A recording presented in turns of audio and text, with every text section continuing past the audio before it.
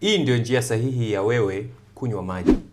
Video iliyopita nilizungumzia makosa matatu ambayo watu wanayafanya zaidi wanapokuwa wanakunywa maji. Lakini leo hii nakwambia njia sahihi ya wewe kunywa maji. So, unachotakiwa ufanye ni kwamba pale unapoamka tu glasi moja mpaka mbili jitahidi unywe, kwa sababu inaenda kusaidia zaidi kusafisha uchafu wote ambao upo mwilini kupitia figo.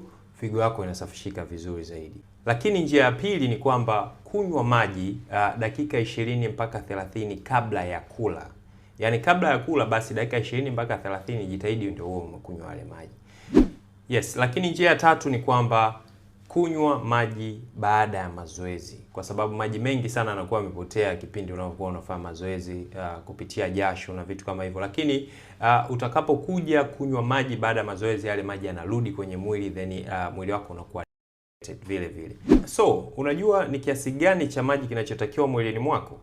Tazama part 3. This is Philip kutoka BNP. See you next time.